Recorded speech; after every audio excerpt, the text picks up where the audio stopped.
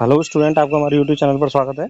दोस्तों, आज हम आर एस प्री के हमारा जो सीरीज चल रही है उसमें अगले चैप्टर के बारे में हम बात करेंगे। इस चैप्टर का नाम है कृषि विज्ञान, उद्यान विज्ञान, वानिकी, पशुपालन राजस्थान के विशेष संदर्भ में। यानी राजस्थान में हम एग्रीकल्चर डेवलपमेंट, एग्रीकल्चर के बारे में पढ़ेंगे। राजस्थान में हॉर्टिकल्चर, उद्यान विज्ञान के बारे में पढ़ेंगे हम। राजस्थान में फॉरेस्ट्री, वानिकी का किस तरह से मतलब वन है हमारे यहाँ राजस्थान में, और राजस्थान में वनों का विकास कैसे हुआ है, कौन कौन सी नई नई तकनीकें हैं जिनसे वनों का विकास हुआ है, उनके बारे में पढ़ेंगे। और एनिमल हस्बेंड्री, पशुपालन के बारे में राजस्थान में हम पढ़ेंगे। तो इन सभी के बारे में हम राजस्थान के परिप्रेक्ष्य में देखते हुए इसका अध्ययन करेंगे। तो जो भी स्टूडेंट आर एस प्री की साइंस एंड टेक्नोलॉजी की तैयारी कर रहे हैं, इस चैनल को जरूर सब्सक्राइब करें और इस पूरी क्लास को देखें। क्लास देखने के बाद बताएं कि आपको ये क्लास कैसी लगी है। अगर अच्छी लगी है तो इसको लाइक और सब्सक्राइब जरूर करें। तो चलिए हम बात करते हैं आज का जो टॉपिक है राजस्थान में। देखिए, आज हम राजस्थान में कृषि विज्ञान के बारे में पढ़ेंगे। तो पहला टॉपिक है कृषि विज्ञान, एग्रीकल्चर साइंस इन राजस्थान। राजस्थान में मतलब कृषि के बारे में पढ़ेंगे, कृषि का विकास कैसे हुआ है, कौन कौन सी तकनीकें हैं। सबसे पहले हम बात करते हैं राजस्थान की 62% जनसंख्या प्रत्यक्ष या अप्रत्यक्ष रूप से कृषि पर निर्भर है।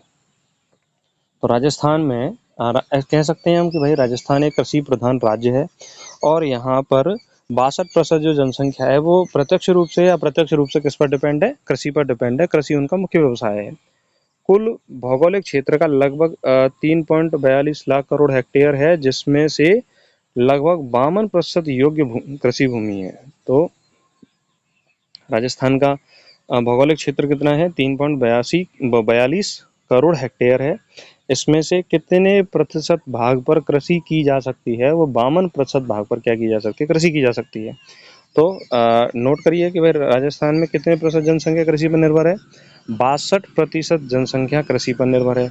और राजस्थान के कितने भूभाग पर कृषि योग्य भूमि है? 52% भूभाग पर कृषि योग्य भूमि है। राजस्थान की कृषि कैसी है? मानसूनी कृषि है। ये इंपॉर्टेंट क्वेश्चन है परीक्षा की दृष्टि से। मानसून पर आधारित है और बारिश जो है वो 100 से 500 mm के बीच होती है, जिससे असिंचित क्षेत्रफल अधिक है। तो असिंचित क्षेत्र जो है वो अधिक है। तो कृषि योग्य भूमि में जो बारिश की मात्रा 100 से 500 mm के बीच चाहिए उतनी होती है, उससे कम भी बारिश होती है राजस्थान में। और असिंचित क्षेत्र जो है वो ज़्यादा है, क्योंकि ज़्यादातर भूमि जो कैसी रह जाती है राजस्थान की भौगोलिक परिस्थितियों के कारण बंजर रह जाती है। तो इस तरह से हमारे राजस्थान की एक कृषि का डाटा है जो हमने देखा। अब हम बात करते हैं राजस्थान में कृषि का प्रमुख क्षेत्र कौन सा है। देखिए, राजस्थान में मुख्यतः यह पूछा जाए कि कृषि कौन से भौगोलिक भाग में ज़्यादा होती है, तो पूर्वी राजस्थान में कृषि ज़्यादा होती है। इसमें कौन कौन सा आता है? कोटा, भरतपुर, जयपुर, सीकर और झुंझुनू। ये क्षेत्र जो है वो कृषि की दृष्टि से बहुत अत्यधिक उपजाऊ क्षेत्र हैं। कृषि जलवायु क्षेत्र, तो राजस्थान को 10 कृषि जलवायु क्षेत्रों में बांटा गया है। ये इंपॉर्टेंट है। राजस्थान को कितने कृषि जलवायु क्षेत्रों में बांटा गया है? 10 कृषि जलवायु क्षेत्रों में बांटा गया है। तो डायरेक्ट ये आंकड़ा पूछा जा सकता है कि राजस्थान को कितने कृषि भौगोलिक क्षेत्रों में बांटा गया है? 6, 8, 10, 12। तो इसका राइट आंसर क्या है? 10 कृषि जलवायु क्षेत्रों में बांटा गया है। राजस्थान में कृषि की प्रमुख फसलों के बारे में बात करें तो राजस्थान में 3 प्रकार की फसलें बोई जाती हैं: खरीफ फसल, रबी फसल और जायद फसल। इनके उदाहरण, एग्जाम्पल जो है वो परीक्षा में पूछे जाते हैं। बाजरा, खरीफ फसल का उदाहरण है बाजरा, मक्का, ज्वार, कपास, मूंगफली, उड़द और मूंग।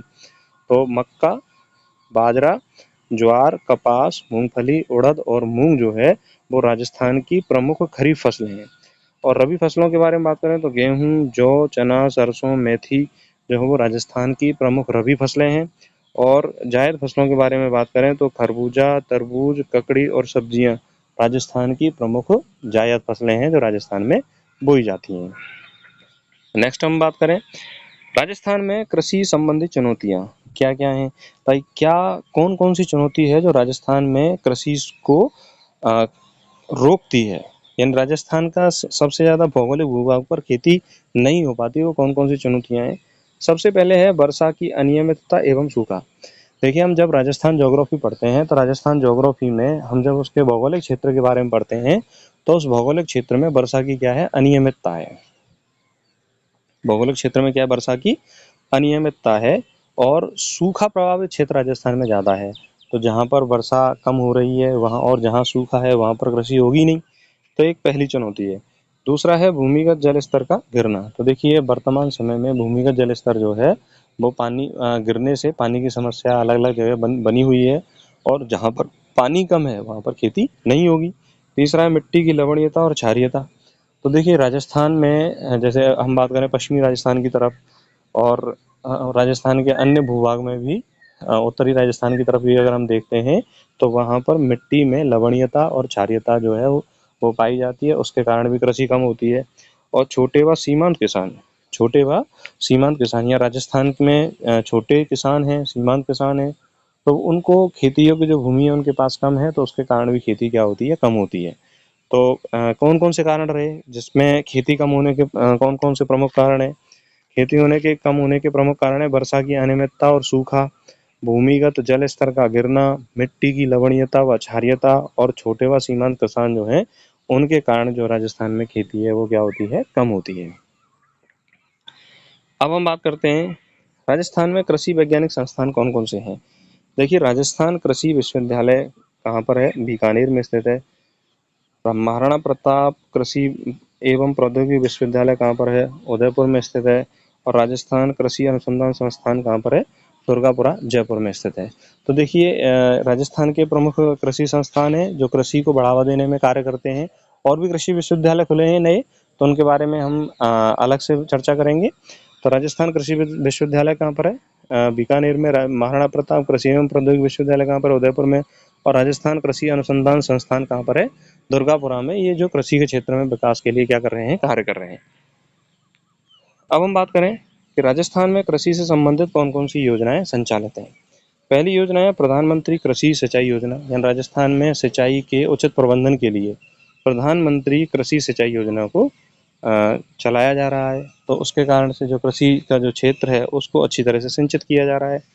कृषि जिन्स आधारित क्षेत्रीय योजना, यानी कि कृषि क्षेत्रों को छोटे जो किसान हैं वो एक निश्चित राशि पर कुछ समय के लिए, 1 वर्ष के लिए क्या लेते हैं, लीज़ पर ले लेते हैं।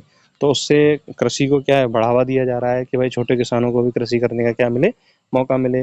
मुख्यमंत्री कृषक साथी योजना, किसानों को कृषि के लिए प्रोत्साहित करने के लिए मुख्यमंत्री कृषक साथी योजना राजस्थान में चलाई जा रही है, जिसमें किसानों को मतलब खेती करने के लिए, युवाओं को खेती करने के लिए प्रोत्साहित करने के लिए एक निश्चित राशि का भुगतान किया जाता है प्रोत्साहन के रूप में। तो वो भी कृषि को बढ़ाने में क्या कर रही है, काम कर रही है। चौथी है राजस्थान किसान ऊर्जा योजना। तो राजस्थान किसान ऊर्जा योजना भी कृषि योजना है, एक विशेष प्रकार की कृषि योजना है जिससे कृषि को क्या है, बढ़ाने पर ध्यान दिया जा रहा है और कृषि को ऊर्जा के क्षेत्र में किस तरह से हम आगे बढ़ा सकते हैं। ऐसी कौन कौन सी फसलें हैं जिनका उपयोग हम बायोडीजल के रूप में कर सकते हैं। तो देखिए होहोवा, जोजोबा है, जेट्रोफा प्लांट है, तो उनकी यदि हम खेती की जाएगी तो उनके जो बीज हैं, उनके बीज से जो ऑयल निकलता है वो बायोडीजल के रूप में काम आता है। तो ऐसी कृषि की जाए जिससे उन पौधों से हम बायोडीजल को निकाल सकें, उसकी ओर प्रोत्साहन करने के लिए राजस्थान किसान ऊर्जा योजना चलाई जा रही है। सॉयल हेल्थ कार्ड योजना, देखिए सब मिट्टी जो है वो किसी भी खेती के लिए सबसे महत्वपूर्ण होती है कि किस मिट्टी में कौन सी खेती की जा सकती है और कौन सी खेती सफल हो सकती है। तो उसकी जानकारी हमें कैसे मिल सकती है, उसकी जानकारी हमें मिल सकती है कि यदि हम मृदा का परीक्षण कराएं और उस मृदा के परीक्षण से हम ये जांच लें कि इस मिट्टी में कौन कौन से तत्व पाए जाते हैं और कौन कौन से तत्व नहीं पाए जाते, हम उससे पता कर सकते हैं। तो सॉइल हेल्थ कार्ड योजना के माध्यम से हम ये पता कर सकते हैं कि कौन सी कृषि को आसानी से किया जा सकता है। तो सॉइल हेल्थ कार्ड योजना जो है वो किसानों के लिए चलाई जा रही है, जिसमें निःशुल्क किसान कृषि केंद्रों पर जाकर, कृषि अनुसंधान संस्थान में जाकर और कृषि विभाग के सॉइल जो प्रयोगशालाएं हैं वहाँ पे जाकर अपनी मिट्टी की जांच करा सकते हैं और ये सुनिश्चित कर सकते हैं कि इस मिट्टी में कौन कौन से तत्व पाए जाते हैं जिससे हम कौन सी फसल यहाँ पर उगा सकते हैं। तो कौन कौन सी योजनाएं हैं जो कृषि को बढ़ावा देने के लिए राजस्थान में संचालित हैं। प्रधानमंत्री कृषि सिंचाई योजना, कृषि जिन्स आधारित क्षेत्रीय योजना, मुख्यमंत्री कृषक साथी योजना, राजस्थान किसान ऊर्जा योजना और सॉइल हेल्थ कार्ड योजना जो है वो राजस्थान में कृषि से संबंधित योजना है। अब हम बात करते हैं कृषि विज्ञान में नवीन तकनीकी विकास, latest agriculture innovation in Rajasthan. देखिए राजस्थान जो है वो कृषि की दृष्टि की विषमताओं भरा प्रदेश है। भाई खेती जो है वो यहाँ पर सबसे ज़्यादा क्षेत्रफल पर नहीं की जाती। यानी जहाँ पर नहीं की जाती वहाँ पर खेती को कैसे बढ़ाया जाए? कौन-कौन सी तकनीक ऐसी हैं जिन तकनीकों के माध्यम से राजस्थान में खेती को बढ़ाया जा सकता है?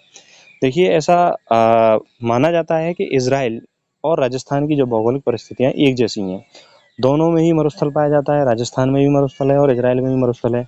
लेकिन वर्तमान समय में इज़राइल ने नई तकनीकों का उपयोग करके और वो इतनी मात्रा में अपने कृषि उत्पादन करता है और सब्जियों का उत्पादन करता है कि वो निर्यात करता है। अपने देश की ज़रूरतों को तो पूरा करता ही करता है, वो निर्यात भी करता है। तो इससे हमें एक बात समझ में आती है कि यदि हम नई तकनीकों का प्रयोग राजस्थान में करें, राजस्थान के भौगोलिक परिदृश्य में करें, तो हम निश्चित रूप से न केवल राजस्थान को कृषि के क्षेत्र में आगे बढ़ा पाएँगे, हम उतना उत्पादन करेंगे कि हमारे राजस्थान के जो किसान हैं, वो उतना अन्न उत्पादन कर सकें, राजस्थान की जनसंख्या अन्न का उपभोग करे, साथ ही साथ इतनी फल और सब्जियों का विकास किया जाए कि हम अपने उपयोग के साथ-साथ हम निर्यात भी कर सकें।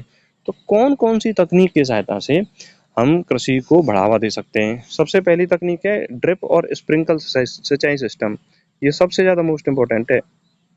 देखो, नॉर्मल एक परीक्षा में प्रश्न पूछा जाता है कि भाई कौन-सी कृषि पद्धति कृषि के लिए सबसे उचित मानी जाती है?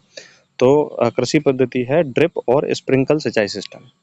ड्रिप और स्प्रिंकल सिंचाई सिस्टम जो है वो ऐसी कृषि पद्धति है जो कृषि के लिए सबसे उचित मानी जाती है। इसको हम बूंद-बूंद सिंचाई पद्धति भी कहते हैं। राजस्थान जैसे शुष्क प्रदेश में जल संरक्षण के लिए एक तकनीक अत्यंत प्रभावशाली है। देखिए इसमें उतना ही जल का उपयोग किया जाता है जितनी जल की पौधे को मात्रा है। यानी इसमें वेस्ट ऑफ वाटर जो है वो नहीं होता। राजस्थान में पानी की कमी है तो हम एक उचित पानी के उपयोग के साथ ही हम उतने जल का उपयोग करके हम कृषि कर सकते हैं जितनी हमें आवश्यकता है। पीएम कृषि सिंचाई योजना के तहत किसानों को सब्सिडी दी जाती है। तो भाई जो प्रधानमंत्री कृषि सिंचाई योजना है उसके तहत किसानों को सिंचाई करने के लिए सिंचाई साधनों ऐसे मतलब ड्रिप और स्प्रिंकल सिंचाई तरीके से जैसे पाइपलाइन है और जो सामान है उसको खरीदने के लिए राजस्थान सरकार के द्वारा भारत सरकार के द्वारा क्या दी जाती है सब्सिडी दी जाती है जिससे कि किसान जो है वो इस सिंचाई पद्धति का उपयोग करें और कृषि को क्या दें बढ़ावा दें। नेक्स्ट हम बात करें जैविक खेती ऑर्गेनिक फार्मिंग। देखिए ऑर्गेनिक फार्मिंग जो है वो एक नया तरीका है। आप देखते होंगे कि वर्तमान में रासायनिक खादों का उपयोग बहुत ज़्यादा किया जा रहा है और रासायनिक खादों का दुष्प्रभाव ये हुआ है कि मिट्टी में रासायनिक खादों के ज़्यादा उपयोग किए जाने से उसकी उर्वरता में क्या आई है कमी आई है। दूसरा जो प्रमुख प्रभाव हुआ है कि जो रासायनिक खाद का प्रयोग करने से जो प्रमुख रसायन है वो पौधे के माध्यम से उस अन्न में भी आते हैं, उस कृषि उत्पाद में भी आते हैं जिस कृषि उत्पाद को हम उगा रहे हैं। तो वह अब उसी अन्न को, उसी कृषि उत्पाद को चाहे वो फल है, चाहे वो सब्जी है, उसका उपयोग आम आदमी अपने दैनिक जीवन में करता है। तो जो रसायन है उसका नकारात्मक प्रभाव चाहे वो मनुष्य हो, चाहे वो पशु हो, उन पर पड़ता है। तो उसका एक तरीका ये निकाला गया कि भाई क्यों ना हम ऑर्गेनिक फार्मिंग करें। ऑर्गेनिक फार्मिंग का अर्थ ये होता है कि रासायनिक जो किस्म खाद हैं उन पर निर्भरता को क्या करें हम कम करें और जैसे गोबर खाद है और केंचुए की खाद है और ऑर्गेनिक कल्टीवेशन है, उसके माध्यम से हम मिट्टी की उर्वरता को बढ़ाते हुए हम उचित पैदावार को लें, जिससे हमारे 2 लाभ होंगे। एक तो मिट्टी की उर्वरता बढ़ेगी, दूसरा जो हम भोजन या फल और सब्जी को उगा रहे हैं, वो एकदम परिशुद्ध होगी, जो हमारे शरीर को क्या करेगी, फ़ायदा करेगी। तो जैविक खेती को बढ़ावा दिया जा रहा है। यानी रसायनों के बिना खेती, जैविक उर्वरक और जैविक कीटनाशकों के प्रयोग से हम रसायनों की बिना यदि हम खेती करेंगे, तो उसको हम खेती को हम बढ़ा सकते हैं। और जैविक खेती को राजस्थान में कौन-कौन सी जगह बढ़ावा दिया जा रहा है? प्रतापगढ़, सिरोही और अजमेर जिलों में जैविक खेती को बढ़ावा दिया जा रहा है। कौन-कौन से जिले हैं जिसमें जैविक खेती को बढ़ावा दिया जा रहा है? प्रतापगढ़, सिरोही, अजमेर जिलों में जैविक खेती को बढ़ावा दिया जा रहा है। अब हम बात करते हैं climate smart agriculture. Climate smart agriculture का मतलब ये है कि जलवायु परिवर्तन के अनुकूल खेती के तरीके अपनाना। यानी जिस तरह से राजस्थान की जलवायु है, उस जलवायु के तहत हम ऐसी फसल उगाएं जो उस जलवायु में आसानी से उग सके और पैदावार दे सके। और सूखा सहन बीज, मौसम आधारित फसल को बोने की क्या दी जाती है, सलाह दी जाती है। यानी कि यहाँ की भौगोलिक परिस्थितियों के आधार पर, हम जलवायु के आधार पर यदि फसलों को उगाएंगे तो हमें उत्पादकता भी मिलेगी और उस उत्पादकता से किसान भी क्या होगा, समृद्ध होगा। तो जलवायु स्मार्ट यानी क्लाइमेट स्मार्ट एग्रीकल्चर के माध्यम से राजस्थान में कृषि को क्या किया जा रहा है, बढ़ाया जा रहा है। नेक्स्ट अब हम बात करें डिजिटल कृषि, ई एग्रीकल्चर। देखिए ई एग्रीकल्चर मतलब कि राजस्थान सरकार ने, आप देखते हैं कि वर्तमान में तकनीक का ज़माना है, तो इस तकनीक के ज़माने में सोशल मीडिया के माध्यम से, ऐप के माध्यम से किसानों को सूचना दी जाए कि भाई कहाँ कौन सी मंडी में क्या किसी उत्पाद का भाव चल रहा है, या फिर किस खेती को करने के लिए क्या क्या उपयोगी चीज़ें हमें ज़रूरी हैं, तो किसान जो है वो ई ऐप के माध्यम से ये सीख सके। तो राजस्थान किसान साथी सारथी पोर्टल जो है राजस्थान सरकार द्वारा चलाया जा रहा है, राजस्थान किसान साथी पोर्टल। इसमें किसानों को फसल बीमा, सब्सिडी और बाजार की जानकारी मिलती है। किसानों को क्या मिलती है, फसल बीमा और सब्सिडी मिलती है और बाजार की जानकारी मिलती है। मोबाइल ऐप्स हैं जो किसान सुविधा, ई नाम, पंडित दीनदयाल उपाध्याय कृषक सेवा योजना, इन ऐप के माध्यम से भाई कौन कौन सी फसल को क्या क्या परिस्थितियां जरूरी हैं, कैसी मिट्टी होनी चाहिए, कब कब पानी देना चाहिए, कब कब सिंचाई करनी चाहिए, किस तरीके से हम अच्छे से बेस्ट तरीके से उगा सकते हैं, इन सभी पर क्या दिया जा रहा है, ध्यान दिया जा रहा है।